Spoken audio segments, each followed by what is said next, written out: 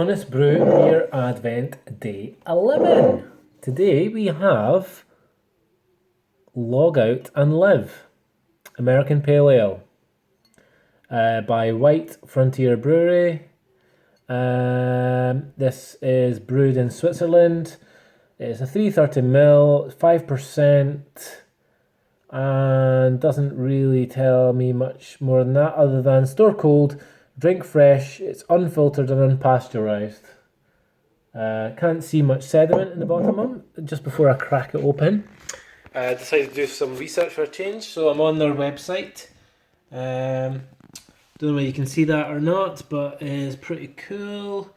Description: casting the shadow of the forest, breathing its aroma, with a hint of caramel.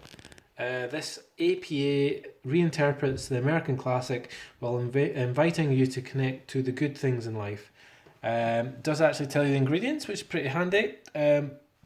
Doesn't tell you the grains. It just says water, cereals. It does tell you the hops though. Cascade, Chinook, Columbus, Centennial, and Galaxy, and it doesn't tell you the yeast either. What else? It's got a radar chart, which I don't know whether you can see that or not. That looks pretty cool. So it's meant to have. It's meant to be really fruity. It's meant to have a wee bit of reasonable amount of sweetness.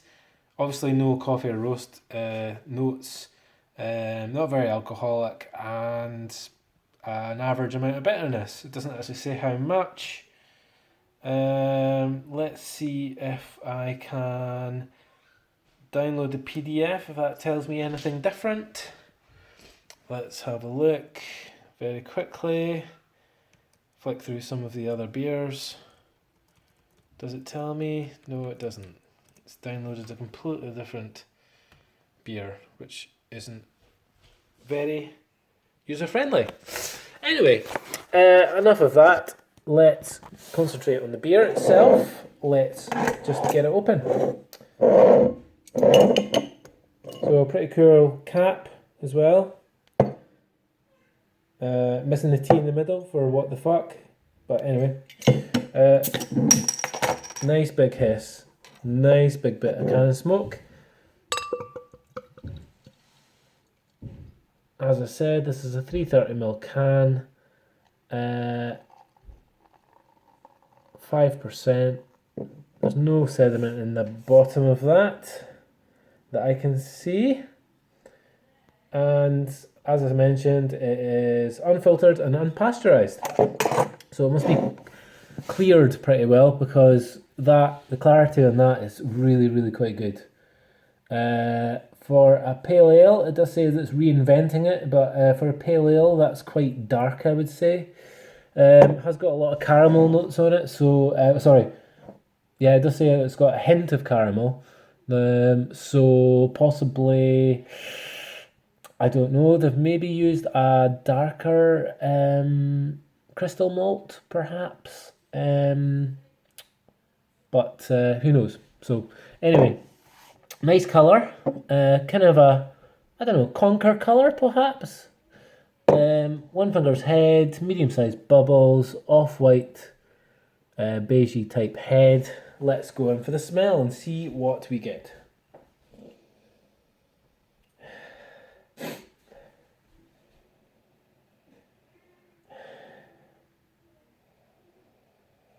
I'm slightly confused. I'm definitely getting fruitiness, and I'm also getting a bit of yeastiness. And I'm just debating with myself whether the fruitiness is coming from the yeast or coming from the hops. Now, I have used, I think I've used all of those hops. I've definitely used Cascade, Galaxy, and Chinook, and I've definitely used, I think, Centennial. I'm not sure if I've used Columbus. Might have it in the fridge, but I've used the majority of those, and I recognise kind of the roughly the aromas and with them. And I have to say, I can't say I'm picking up any one individual one. Now, in terms of fruitiness, I'm certainly not picking up citrus or anything like that. I'd say it's maybe slightly more earthy, perhaps. Maybe heading towards more the stone fruit territory rather than the citrus notes. I'm certainly not getting tropical or anything like that. Galaxy is kind of meant to be like passion fruit, but I'm definitely not getting that. I've just actually had a passion fruit pale ale just before this one, and as soon as you smelt it, passion fruit. And it's like, no, definitely not passion fruit. So I'm a little bit confused on the aroma. I wouldn't say it was very fruity like it's trying to say that is on the radar chart, but hey well, let's see what it tastes like.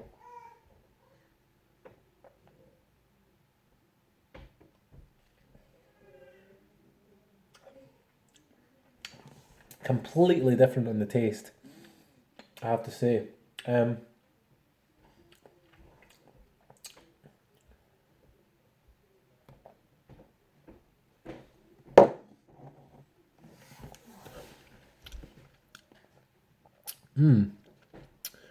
That is that's quite unusual. I'm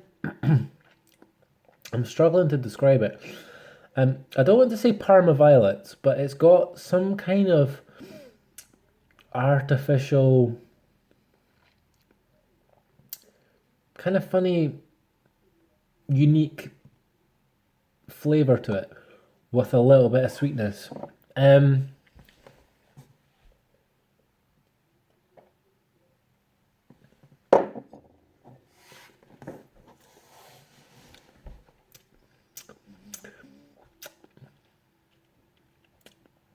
Well, they're trying to reinterpret the American classic. Well, there's a reason why I think it's called a classic. Um, I'm not entirely sure it really works for me. Um,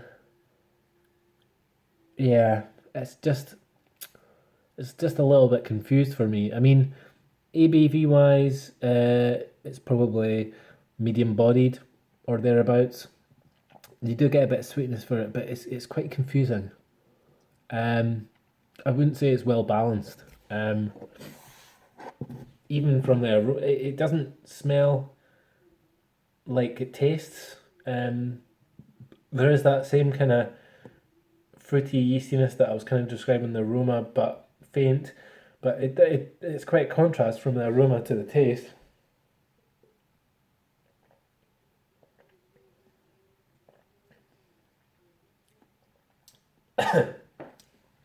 But yeah, Parma Violet. There's something similar. Maybe not exactly Parma Violet, but something along those lines. It's got an artificial taste, an artificial sweetness.